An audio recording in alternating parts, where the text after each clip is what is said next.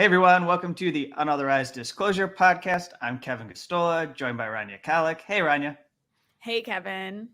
And this week we're glad to have Krish Mohan, who is a comedian and a content creator, and his website is krishmohanhaha.com. And in fact, we got it right here for you if you want to see exactly where to go. Thanks for joining us, Krish. Thank you for having me. It's good to be on.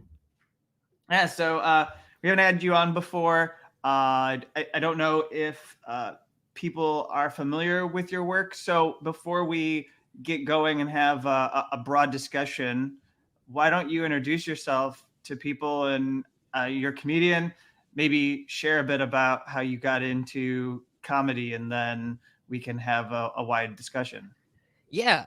So I started doing comedy when I was like 15 in high school. And so I just kind of got in. I did a talent show. And then after that, just kept doing it. And I mean, when you're in high school, there's not really a lot of places to go to perform a whole lot. So I would perform at like these weird little coffee shops. Um, and I didn't start doing political jokes. I actually started doing more like family related stories and observational comedy. And I think I was like 23 or 24 when I wrote like my real first like political joke that I was okay with.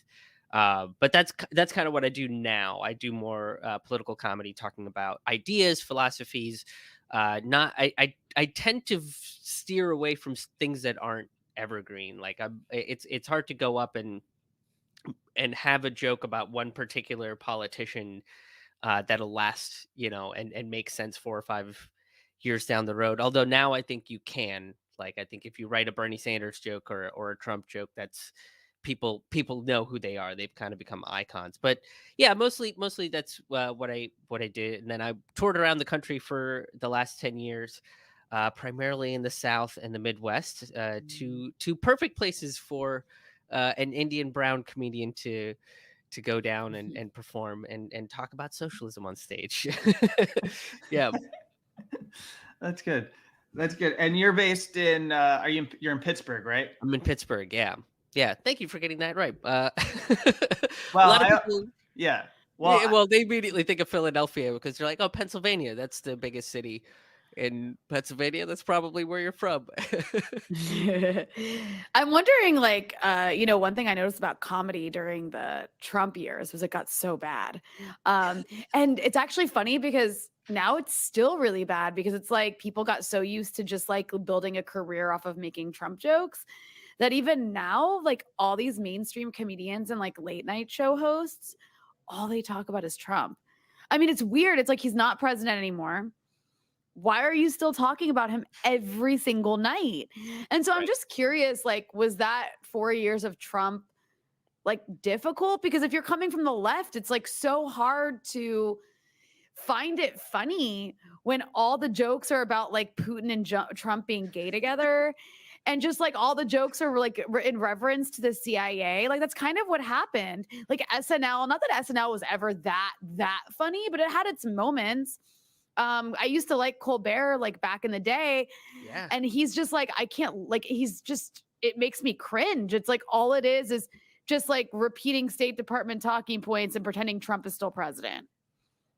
Yeah, the 4 years of Trump was more annoying than anything else, just because of exactly what you said, right? Like, I mean, Colbert to me is the best example of somebody that was probably like the top satirist in the country. I would say the character that he played during the Colbert Report and on the Daily Show kind of surpasses some of the stuff that even Jon Stewart did, only because he could do it a little bit more, he had a little bit more edge because of that character.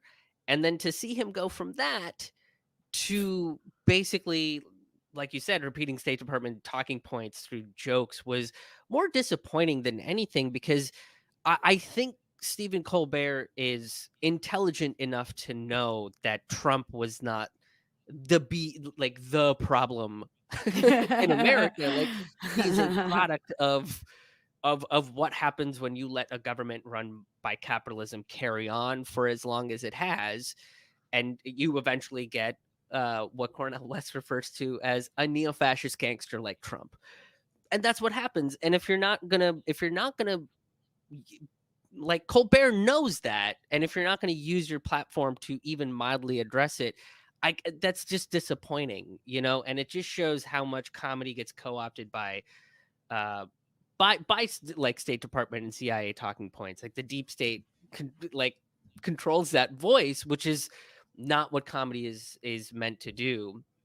But I mean, for writing material, it wasn't any different, because it, the big picture didn't change. If like, my comedy has always been anti-capitalist, more socialist leaning, and to think to think differently, and try to build a better world, and hopefully through jokes of making people think about that.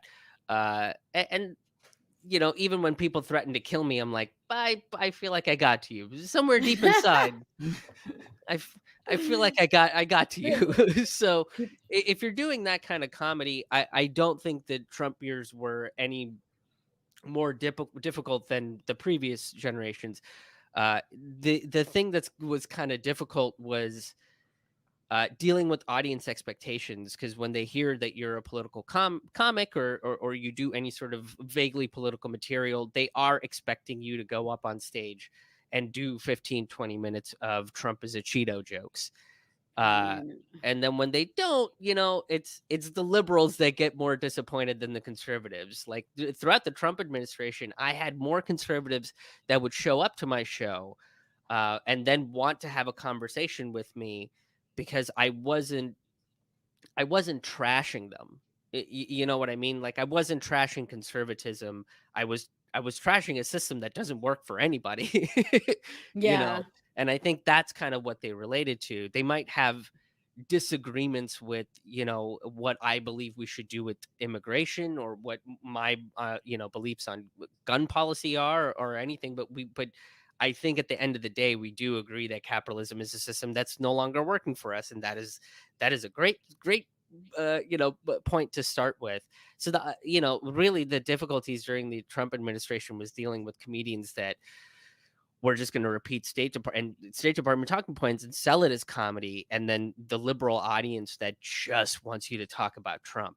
And I think some of that is happening now, because even when you kind of talk about the Democrats, which, again, it's low hanging fruit. It's like shooting fish in a barrel, right? Like, the clip of Abby Martin asking a very good question, and she wasn't like yelling at Nancy Pelosi or anything, and they couldn't answer the question about why the Pentagon is exempt from climate talks, is hilarious. It's just like, like, Nancy Pelosi's answer was like a college kid trying to do a book report of a book they definitely didn't read. Yeah. Like, that's just what it sounded like. But if you say that on stage, people still tend to get mad at you. And I feel like now that there's a like, Joe Biden is president, and he's a Democrat, by or calls himself a Democrat. People come out and they say, well, you know, even if it is true, don't say it, because we don't want people to, like, know that's what the reality is. And that's kind of the frustrating responses that I've been getting since the Trump administration, from liberals and from people on the left. I mean, I do get the sense that when it comes to joking about Democrats, it's almost like a lot of comedians don't have that range in their toolbox, so to speak, just because, like, they're capable of laughing at Republicans, and obviously, like, that's easy. I mean, they're cartoonish. They're, most of the things that they do lend themselves to comedy so easily. You almost don't even have to pay writers to be in the room that long writing material, because it's like you could do it just by riffing on the actual clip of whatever audio you have or whatever video you're playing. It's basic improv, in my opinion. But when you get to Democrats, it's like they're so serious about it. It's like they know.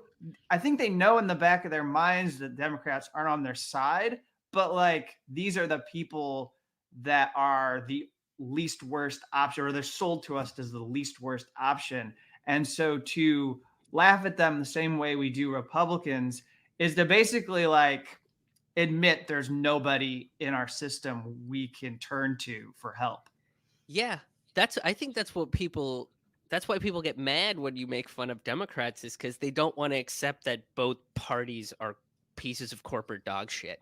Like that's which is what they are. They're both virtually the same thing. It's just like the Democrats are kind of nicer about it, like the Republicans are a cartoon villain and they're kind of leaning into it, like I'm really just waiting for them to put out a bill that says that if you have a mustache you can twirl, you can tie up a damsel to a fucking railroad track. Like and legitimately trying to pass that as a bill, right? Because they're just going to lean into how much of a cartoon supervillain they are. But the Democrats, I feel like, are just like a party of Lex Luthors, right?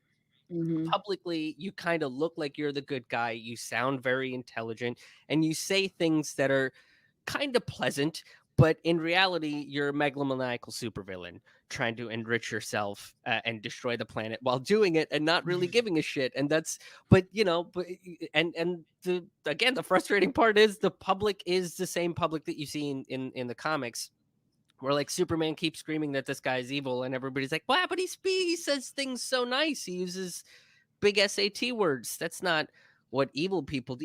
Evil people are tying people to railroad tracks. It's just that's what I see the Democrats as.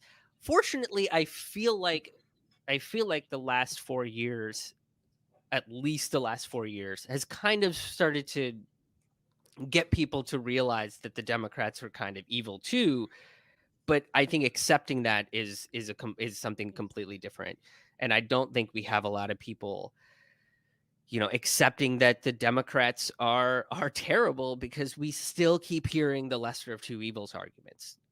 Regardless of what issue it is, as long as it's slightly better than what the cartoon villains are doing, then people are going to say, okay, cool, this seems like progress when it's really not. Asking for basic human rights should be the standard. That's where we should be working up from. That shouldn't be what we're working towards. But that's what we're doing. We're working towards that. Like, so we can go, okay, cool. Like, now we're at 0. Let's start working towards the rest of the, making society better. Do you find that because of like the political orientation that you have, and that's pretty clear in how you make jokes, do you find that it limits your ability to do work as a comedian? Like, I imagine it would, the way it does in journalism or academia or any other setting. But can you talk a little bit about how that plays out in the comedy scene? Yeah. Oh, absolutely. I've definitely, like, there's certain rooms I can't play. Most major comedy clubs rejected me well before I started talking about, things like Julian Assange or the military industrial complex on stage. What those kind of places want you to be, especially if you're ethnic, right? Like, Mhm. if you're Indian, then all you should do is talk about Indian stereotypes. Whereas if you talk about anything authentic about your Indian experience, then middle America is not really going to get that. They want something familiar, and what Hollywood and the entertainment industry has created as familiar is the accent and jokes about how you guys are cheap and are good with technology and are doctors. Can you do something about that? Like, I had a club owner at the end of a weekend, and I think this was maybe 9 years ago or something like that. And I was kind of a clean comic. Like, I didn't curse on stage or do like any controversial type of humor. I just told stories about growing up as an immigrant and being a weird nerd in high school. And so most of my material was clean. But this club owner comes up to me at the end of the weekend and goes, he looks at me and he goes, 7-Eleven. You gotta do some 7-Eleven Oh jokes, my man. People are God. waiting for. I've been waiting for it all with 7-Eleven. Think about it. Think it's like that's the advice that he gave me. Oh. Jesus Christ. But if I'd stuck with that, I one, I wouldn't be here. I would be way less happy because it's not who because eventually it would have been who I was as a person conflicts with who I am on stage. So who people see me as wouldn't be who I actually was. And eventually I would be talking about this stuff anyway. So, but I think around that time is when I started thinking about doing more political stuff, and then clubs wanted to book me even less. But I touring around the country for the last 10 years, the way I did it was partnering with venues and bookers that not just give a shit about this show, but just give a shit about being good people in general. So, not tolerating low hanging fruit, stereotypical sexist jokes. Mhm. Like the stuff that you might have heard in the 80s that was good in the 80s because, we didn't know any better kind of thing. Like, Yeah. but now if you do them in this current climate, it's just racist and sexist and terrible. And but then they go into the whole free speech thing, but it's like what you're looking for is consequence free speech. But yeah, independent touring has kind of come back, and I'm fortunate enough for 10 years. That's kind of what I did, is I partnered with more independent underground kind of DIY venues, and was able to like find the audience that's there for me, rather than just generic idea of comedy, which has kind of been the difference. So I'm fortunate enough to find something positive in that, but I do know, like, even just the idea of a brown person going up on stage and addressing the problems with this country is just so terrifying for most people, that comedians that do choose to do that, and they are a person of color, or God forbid a woman of color, they get chewed out of the system. They don't get booked on shows, they don't get booked at clubs, and you don't get to see them touring around because they just haven't gotten the opportunity to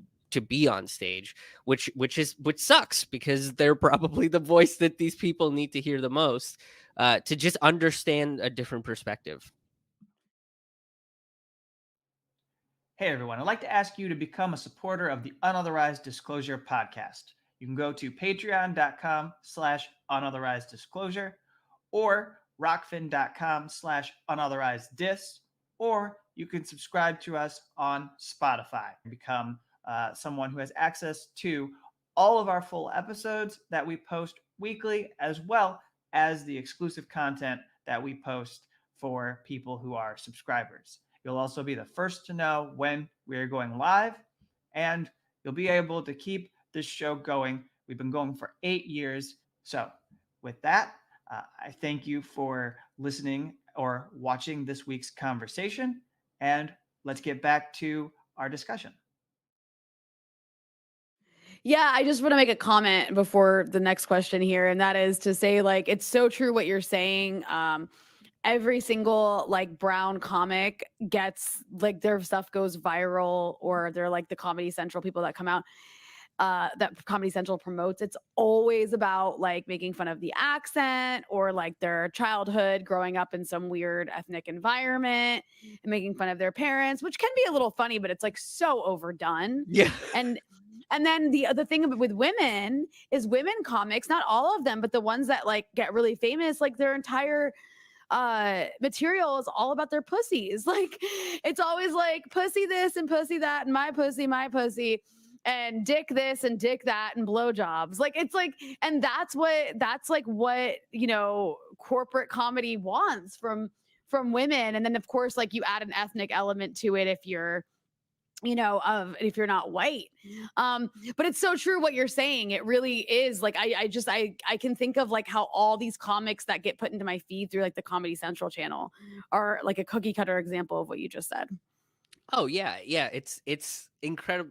That's the other thing, is like everybody's like, "Oh, do you like this comic? Do you like that comic?" And I'm like, most mainstream comics I don't like, because I can kind of see it. I can kind of see the commercialization of why they got the contracts that they did, and then now that's all their career is, which really sucks, because then it becomes really difficult for them if they do want to try to be artistic or try to voice who they are, then, because if they're, especially if their voice of who they actually are is the polar opposite of who they've been presenting on stage and got famous, through, is like, if that's a polar opposite, your audience is going to be pretty shocked when the day that happens. And that, I think that's kind of like, I don't know, I find that a little disappointing, because I don't want people to have to experience like not being able to be who they actually are, especially through their art. Like, I think that that should be, art should give you the license to do that no matter what. And but that's the difference between art and entertainment. And I think what these comedy clubs and things like Comedy Central and Netflix and stuff like that are selling is entertainment. They're not really selling art. Like, I don't think Netflix has Carlin specials No. anymore, but they used to. But aside from that, I don't really know right now in mainstream comedy if we have like the next Carlins or the Dick Gregorys or the Richard Pryors and the Hicks. Like, we don't really have that in mainstream. Uh, and they're taking those people off of those mainstream streaming platforms anyway. But we do have them in the underground, right? Or rather, the quote underground, like the places that you don't normally find comedy. It's people like Lee Camp and Jimmy Dore and Ron Placone and like those are the people that are kind of carrying the torch of, to me, the people that are doing what comedy is supposed to do, which is push back against power, speak truth to power. They're the ones, like, this is the art form of the people. This is it's the art form of dissent. And that's that there aren't a lot of people that are in the mainstream doing that sort of stuff. Mhm. Well, I'm gonna avoid litigating Netflix comedy for this particular episode, uh, and people might be able to figure out what I'm hinting at. But you have a thing that's really important along these lines, that representation is important, but in a lot of cases, you say representation is hijacked, which I think is something that is worth getting into. I think it relates to a lot of what Rania is saying, or it's maybe a slightly separate matter, but it definitely seems linked. I mean, the guy who runs a club who comes up to you saying that you need to do jokes about, I don't know, either 7-Elevens or maybe it'd be call centers or whatever he wants you to do. I think he's actually responding to a culture in comedy that says people who have certain demographics get licensed to joke about the way in which they get stereotyped in this country, and to play with that. And then I suppose that runs the risk of actually reinforcing stereotypes if you run with it too far. I think so. I mean, stereotypes come from a place of truth, but they're not the truth about a group of people.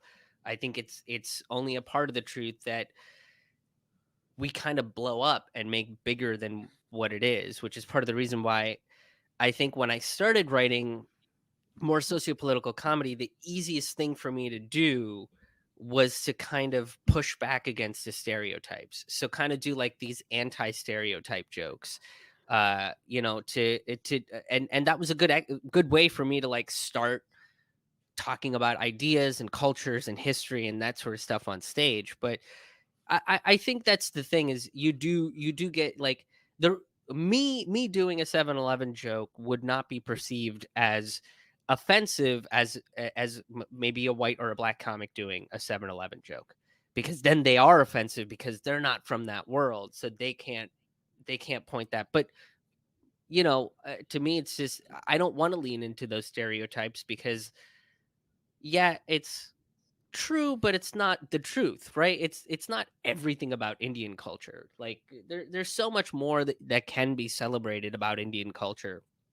And I think the first time I kind of realized, like, people have no idea what some of these cultures are about beyond the stereotype, was when I wrote a bit about reincarnation, which to me is a very Indian idea. It comes from Hinduism, which that's Hinduism is comes from India. So to me, it was like, this is a very Indian idea.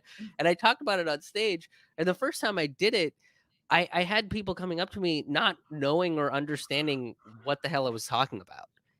like the concept that itself was so foreign to them, or like why I was talking about it, and I had to explain to them like, oh, this is a part of Hinduism. And but that was again me kind of pushing back against this notion of like there are only stereotypes. Like we can push beyond the stereotype. There's so much more that we can learn about each other. But it is, stereotypes are easy because they're you can commercialize it and you can make Mm. money off of it. Like there's a reason why Russell Peters does as well as he does. And I don't even hate Russell Peters. I think what he does is very talented. It's a skill that I don't have. I can't on the fly talk about cultures the way that he does. And even Russell Peters, I mean, the only thing that's kind of stereotypical about what he does is the accent. Everything else is very specific cultural touchstones that you can tell that he cares about, what he's talking about. Like he's not going to talk to someone that has lived in China and pretend to know the difference between Mandarin and Cantonese unless he's actually experienced something like that. But even that I guess that's a good example of kind of some of these stereotypes getting commercialized and having a positive spin to it, if that makes sense. Yeah, I think Russell Peters is kind of funny, and I mean, like I always found it. I mean, maybe I'm wrong, but I always found it like strange that people attacked him. Like I know he did that whole like thing, but he did it from his own experience. Like you said, Yeah. like he has that joke about his dad that I think every brown person who grows up in North America can relate to. I mean, obviously Yes. he's being a little over dramatic, but like, sorry, my computer keeps making annoying noises. He's being a bit over dramatic, like, but it's like totally true. It's like, yeah, our parents like grew up in a different context. They come here, we learn from our white, like we interact with our white friends, and then we're like, we think we can talk to our parents like that. I Yeah. mean, there's actually a lot of what he said that goes into the sort of cultural context of like how white people in America and Canada are disrespectful towards their parents. I was thinking about the same thing. It's just like I would never, like, half the things I remember seeing my white friends do was like, there's no way In a million I years. wouldn't see the sun for a week. Are you kidding? Yeah. If I talked to my mom that way, I would be unconscious on my bed because she'd smack me so hard. Like, there's no way it would be. But that was the thing, is like, but it kind of pushed beyond the stereotype and just introduced like, hey, this is a different perspective. Like this is how people from different parts of the world kind of interact with their kids. And he's not making an argument about whether it's right or wrong. He's just kind of telling his perspective, which is kind of what I like about it. And I feel like that's kind of the point of comedy. Like the point Yeah. again is like it's just sharing a different perspective and opening you up to a different part of the world, right? And it's another way of connecting us globally because, like you said, it's every Brown family has had that experience where it's like, oh, I'm gonna try this thing. And that's such a universal experience too. Even if you grow up in a strict white family, going over to a little bit more of a looser family where they're cursing in front of their parents. Like I was over at my housemate's family's house, and he cursed in front of his parents, and I was like, what? I was like, I'm 33, and I was like, you can just do that? To be You're fair, not I do that. getting I do that lectured? now. To be fair, I do that now, but I was like the third child among four, so I feel like my parents were Oh, already broken in. that's But astounding to me. but I do think there's something to be said about like when it comes to comedians that are not white, like someone like Russell Peters. I don't mean to just keep using him. He just comes to mind when it comes to this. There's the kind of comedy where white people are laughing at you and your people because you're like giving them permission to, Mhm. which maybe parts of what Russell Peters says, white people feel it's permission to laugh at brown people. I don't know. It's probably the case, but like they do that with Dave Chappelle too. But there's also a way where he's speaking to other brown people to like laugh at ourselves and at just the Yeah. situation. And that's what I liked about him. Like I like Yeah. that. Yeah. I like It's that more part of of, it. because I think when you kind of look at it, is he's coming from the perspective of like, isn't this crazy? Yeah. and that was kind of the perspective that like I approached a lot of the like even the sociopolitical topics that I address is just like, isn't this crazy that we do this as humans? We're supposed to be an evolved species, but we can't stop murdering each other. Like it's just, which is just darkly funny, but that's kind of the perspective that I think people are coming from. Is I always, even when I kind of made fun of my family and my parents, it was hyperbolic of my Yeah, of own course. experiences, but it was also like I am acknowledging to the audience that I don't think it's normal, so it's okay that they also don't think it's normal because I'm in on the joke too. Right. And Yeah. so You're not then it like being doesn't laughed feel at. like, yeah, it doesn't feel like they're laughing at me. They can kind of laugh with me on it, on that. And Russell Peter, I know we keep going, Sorry, but yeah. I he's very good at that though. I mean, Yeah. that's kind of his skill, and he even makes the claim that he's not a very good writer. And there's a couple of bits that he's done about like making fun of Saudi Arabia, which again I was like astounded that wound up being on a Netflix special, considering what happened to Hassan Minaj when he Yeah. talked about Saudi Arabia on his show. Yeah, yeah. But and that was also 5 years apart. But it's also just it's a clever bit, but it's also not really like a very strongly written bit. Like I've heard other Yeah. people have better material about that sort of stuff, but he knows that that's not his strong suit. His strong suit is kind of learning about the culture and being a little bit more off the cuff and doing that the crowd work thing, which again I don't have that skill. Like Yeah, we're like where you were talking about, like where he asks people what's your name, and then he just like riffs yeah. on that. Yeah. Yeah. Yeah, Yeah. it's just like 15 minutes and it's some of the best stuff in the whole special. And it's like Yeah. if I did that, I It would be man, so I bad. just So yeah, it's like I also don't care what you have to say in that moment. Like talk to me after the show while we're having Yeah. Yeah. drinks, Yeah. you know? Yeah. Yeah. Right. I've worked on this joke for 6 months and I'm gonna get it out, damn it. so I'll be a little provocative. I mean, how would you say that a representation is hijacked in comedy? Because I do think that some of what people see in trends, is this idea that there's a cheapening of identity, that like people are wielding it in ways to like basically get a pass for their shitty politics. Yeah, I mean, you can kind of see that most evident, I think, in in identity politics in and of itself, kind of the way that that Democrats have used it recently. The big example that I have is Lloyd Austin. Everybody kind of boasted that he's the first black man to head the Department of Defense, but he was on the board at Raytheon. Like, why is Yeah. he at the DoD? Like, doesn't that seem like a conflict of interest? Shouldn't that not be allowed? And yeah, it's great that he's the first black man that's been at that position, but does he have an anti-interventionist policy? Like, does he have a way to get out of the messes that what, or is he just going to put us in more messes? Because now he's like going over to India and having meetings with Modi, saying that they need to buy American weapons so that they can protect them from China. Mhm. Like which like really that's what we want. But what everybody talks about is he's the first black man to be in that position. It's like, so what difference does it make whether it's a black guy or a white guy if we're just gonna get into more wars? Like, Right. shouldn't the point of it to be like less wars? Let's get out of the messes we've already made instead of starting more messes. It's like name one war in the last 50 years that has ended well or ended. Like that's so to me, it's like that's kind of an example of the politics doesn't really matter. It's everything is just kind of focused on the identity. And in pop culture, black and brown actors aren't particularly accepted, especially I see this with brown actors. They're not really accepted into mainstream culture until they kind of bulk up and have this very Western view of beauty attached to them, right? Mhm. So like Kumail Nanjiani is a great example.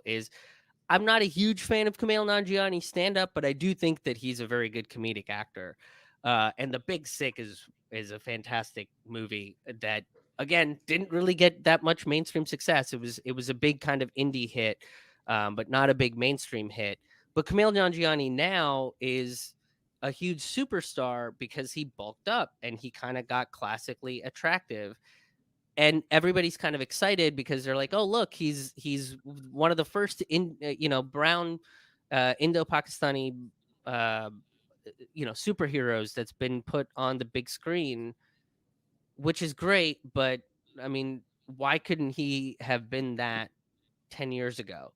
Hmm. You Yeah. know, but that was because he wasn't all physically fit and everything. So it's just like this guy is the representation, but he's also a representation of like a very Western view on beauty, and it also tells people that like, oh, you can only be a famous brown person if you kind of look a certain way. So you can't be a lanky nerdy brown, if you are lanky or nerdy, then you're the Indian guy from Big Bang Theory. Like women don't find you attractive and you're very awkward. You need to, it's like you have to get drunk to talk to women. Like that's kind of the representation that people see if you're not classically attractive. So there are these standards that I think black and brown people in entertainment have to fit in order to be representations or positive representations and icons of that culture. And also, like, you guys, I just want to add that to add to saying something actually controversial. I think sometimes people might use their identity to cover for bad comedy too. Yeah. Just like they use their politics to cover for bad comedy. Like sometimes, like it's like there's this one lesbian comedian that I think Dave Chappelle was like, I don't think she's funny. And I'm like, yeah, I don't think she's funny either. It's just like not my style that I would laugh at her comedy and just like her style. But I feel like I have to like her because she's a lesbian. And I feel like there's other things like that too, like where people become their identity. Like it's like, oh, this new like brown comedian, make like it's like you have to like them for this reason. And politics kind of works the same way. It's like making fun of Trump became people's identities, and then you have to like them and laugh at them because they're making fun of Trump. And it's just like it takes away from everything. And I feel like there's actually kind of a dearth of really good political comedians now. Everyone is just there's kind of like it's kind of like music where it's all pop sort of cookie cutter stuff. And it's like, who are the underground comedians today? And like, it just seems like difficult. Like it seems like a difficult profession to go into. Even if you're going to be mainstream, it's difficult, right? Yeah. And so I can't even imagine not being mainstream. I'm curious, like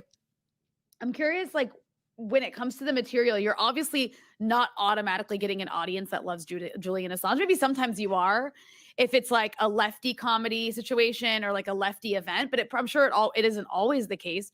So how does the audience at the various places you perform, when they're not like already sort of a built-in default like socialist lefty audience, how do they react to what you say about things like Julian Assange and like the military-industrial complex? Yeah, I kind of go into it always assuming that they're not going to be on my side, which That's which good. might say more about me than it does anything else. Right. But even like I've opened for Lee Camp a whole bunch, and I've opened for Ron Placone, who are good friends of mine, and Ron and I have had this conversation where he's just like, it's just really nice to come into a room knowing everybody's is on your side and is gonna understand your references.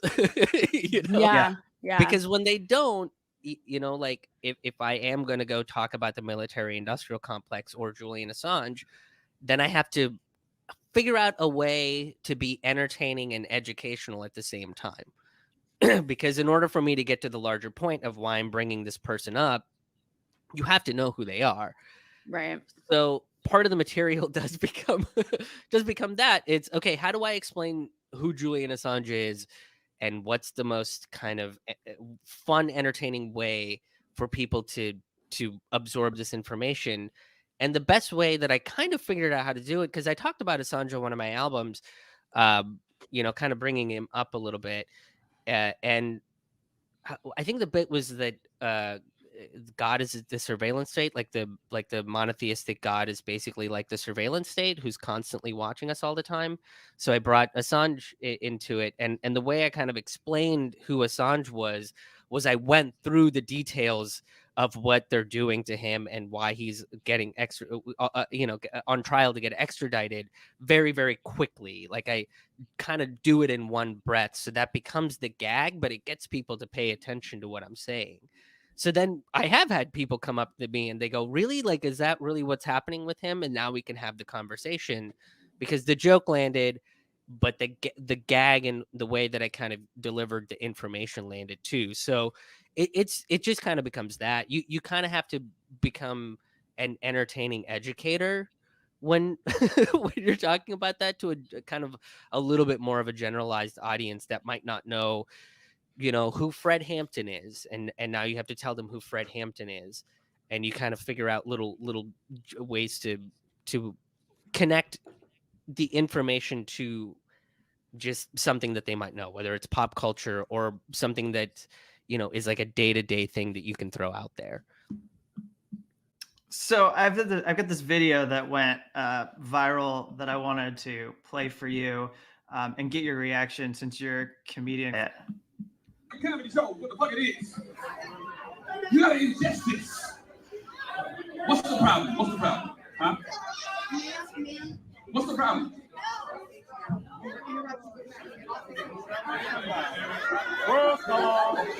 I don't want to know what the fuck she had to ask you. Goddamn compelling. What do you want to know? What do you want to know? We know you're a woman. We can tell.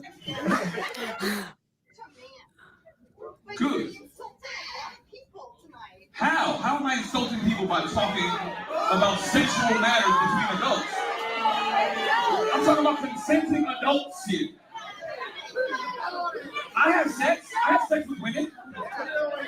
So me being up here describing my life is insulting to you?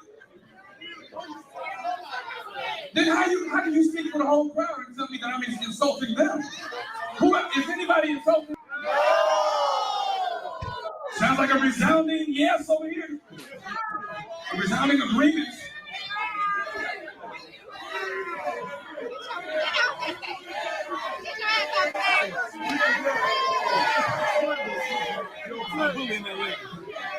Hi, Karen. These white people be thinking they can do whatever the fuck they want. Storm the Capitol or storm my goddamn stage. What the fuck? Why would you do that? Oh my God. I mean, like, the only thing I'll say about that real quick is it actually annoys me that somebody would put themselves in that embarrassing of a position over a comedy show. Like, why don't you go do that to like a politician who does war crimes or something? Like, why? That's not okay. That's not acceptable, but doing that to a comic seems like it's more acceptable. Right. Like I do that's it's like we hold comedians in much higher like scrutiny than politicians. It's true. Yeah. Like why aren't you going up to a politician that has been caught in a sex scandal and bringing that up? Like, that, but I've had something like that happen to me, and I think this guy handled it relatively well. I was in New Orleans, and a very drunk woman jumped up on stage because it was a story I was doing about basically pointing out how capitalism and religion are connected, and she got offended at the fact that I brought up Catholicism, I think. Catholicism and Christianity, and she got upset, and she was like, my kid goes to Catholic school, and so then it just becomes like the first. It's like, okay, yeah, so they tried to get her off stage, but I was like, no, now I'm just confused, and I kind of feel like I need answers, and I'm so sorry everybody else has to deal with. But I just kind of talked to her about like, well, why did she think that she needed to tell me when she jumped up on stage, and then eventually just getting her off stage. And that's what that guy did. Until the By Karen thing, there was no joke making fun of her. It Yeah. was just, let me ask the question to figure out why you thought that this was Right. the Well, rational move. I think he You knows know? he doesn't have the stage until she leaves, so he can't really make jokes about what everyone just observed until she's left the stage. Um, Right. and so I've heard from some people who are reacting that like comedy clubs can be this poor when it comes to security, like just letting people get up on the stage. It takes a little while for someone to be up there as a handler to move her off that stage. It's pretty incredible. And you talk about how like, this is where I think like I don't think we can probably have a conversation in this era without touching on it, but I'm going to try to touch on it appropriately. It seems like almost every single comedy podcast that is done these days has to, out of like habit or reflex, or just because they're bored and have nothing else to talk about, have to dive into this concept of cancel culture that we've inundated ourselves with. That, you know, in my view, like sometimes I believe it's real, sometimes I don't. Sometimes I think we're really talking about censorship. Sometimes I think that like you said earlier, it's consequence free speech that people really want, that they would like. But when you're on stage and you're doing a show and somebody is doing that to you, I can understand why, when that's your profession, you feel like that's really disruptive. And I also can understand the people. I understand the comedians too who have taken it upon themselves, because they are elite comedians, so to speak. I understand the desire and the decision to pay for a service that has people check their cell phones so that they can't record their jokes out of context and then post them on Twitter. And then you watch something, you're not getting the full set. You have no idea how people got to that concept. So you don't, they presume, because of what it's dealing with, that it's offensive. But like generically speaking, you don't know how the comic got to that point. So you don't really know what the comic was trying to say.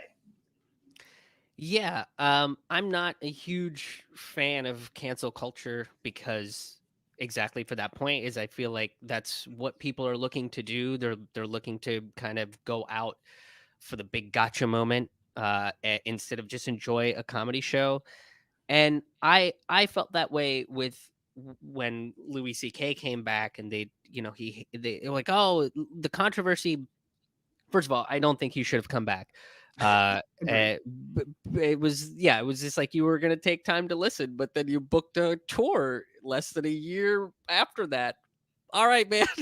Like, I guess you listened for a couple of minutes, but when he came back, everybody was like, "Oh, look at all these terrible jokes he's doing about, kids and mass shootings and all this other stuff." So I went and I found the audio online, which was available, and I sat through and I listened to all 50 minutes of that man's set, and it was not good.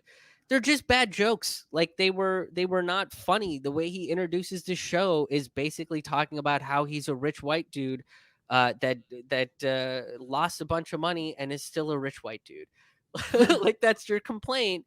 And then he builds, to he talks about his kids and like taking them to school, being worried about them in this era, and then he talks about like the school shooting stuff, and it is a bad take. I don't agree with it, but the audience at the Governor's Comedy Club did agree with it because they thought it was very funny. But the reason why I didn't like it is not only because I didn't disagree with it. I also think it's a bad joke. Like you are making fun of high school kids that give a shit. So instead of being like, "Cool, we need more of this," you kind of were like, "No one cares about what you think, and everybody should just be quiet." Which is just what a weird authoritarian take for a comedian. So it was just a bad joke. But the big thing that I kind of got out of it was, but that's all Louis has been doing. And the reason why we find it unacceptable now is because we know that he uses power, he abuses power, he abuses position of power for a sexual fetish, and that's terrible, and we don't like him for that now. But the jokes were no different than what he was doing I actually before. thought I never heard the whole set that was leaked at all, but I do think like I actually later I rewatched something that he did like long like before when he still had Netflix specials. And I do think he's a really funny comedian in general because he performs it well. His performance is a big part of it, but also just as like an aside, I think that two things. I think Louis C.K. told us in his comedy sets that he's kind of perverted, like repeatedly. That's like almost what his comedy sets were. Like at least every single show he did, he'd at least like 4 or 5 times to be like, "I'm disgusting," and Yeah, he talks about and jerking off a lot. yeah, and I jerk off a lot. And then the other thing too is like, I don't know.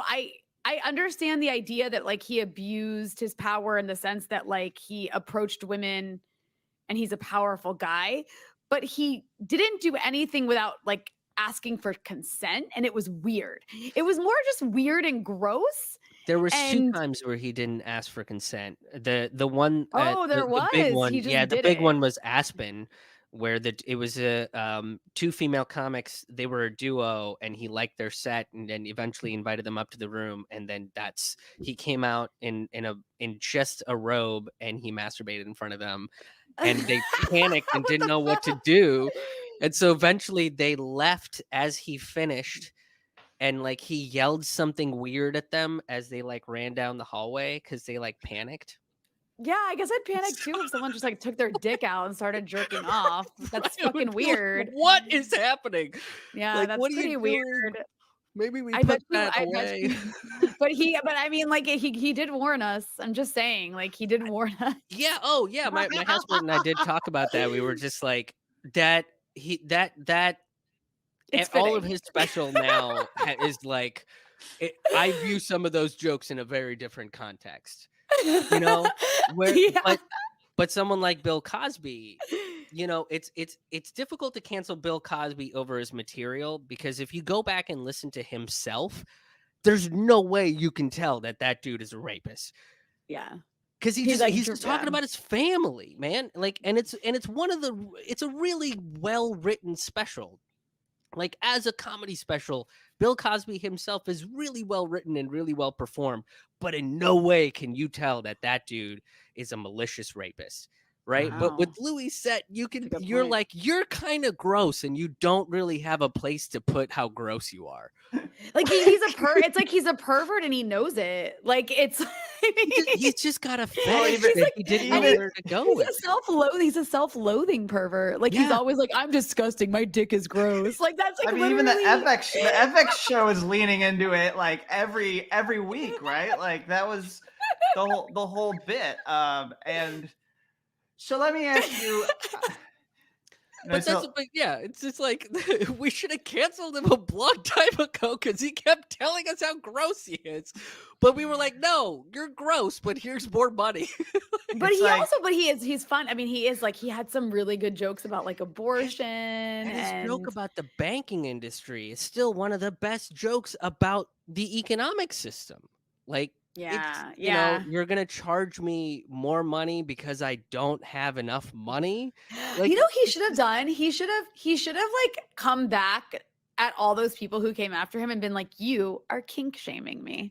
He should have like one upped it and been like, "You're coming after me because I have a kink, and kinks were supposed to be accepting of like." Anyways, I mean, he could say, Go "Look, ahead, yeah. listen, I didn't do that to every woman. Some of them I called on the phone and asked them, could I take my dick out while I'm talking to you on the phone?" Imagine getting that phone just call. trying Like, to multitask. imagine getting that phone call of like a famous person being like, "Hey, like while I have you, would you mind if I just like jerked off while we talk?"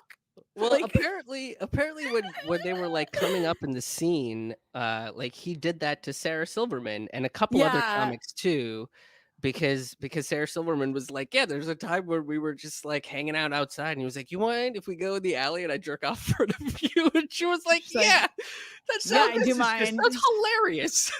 But some of this is exhibitionism, I think, on the part of like a performer that Yeah. That's a good that, point. that has misogyny to it. But I gotta tell you, like, I was a high school drama kid, and there was one weird dude that felt like he needed to just walk around naked, backstage the whole time. Like there is no fucking reason why you need to do that other than to get attention, because like you just can't. Like, you know, You that, want like, someone to look at you in your moment of like touching yourself. It's fucking weird. true. An exhibitionist. Yeah. Like it's like you want to be watched. There is a bit of that. Yeah, there is a bit of that for sure.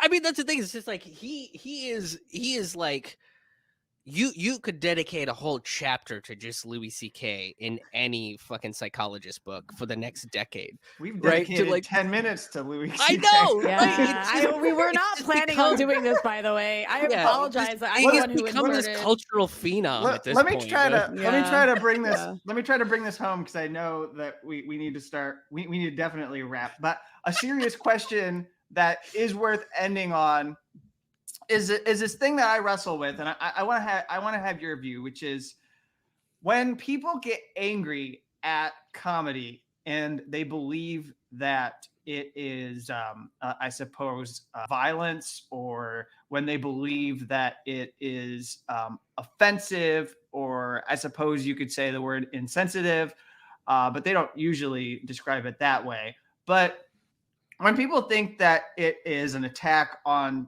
a certain group of people, the thing that I have a difficult time with is when people divorce the content, like the actual words that are said, from the intent of the comic, or they presume that there's malice behind that comic who is uttering those ideas. So, like, even if you don't like what is being said, you're assuming that that person on stage is trying to create a hostile or hate-filled atmosphere at their show, which I just don't think any comic wants to do while they are performing. That's not good.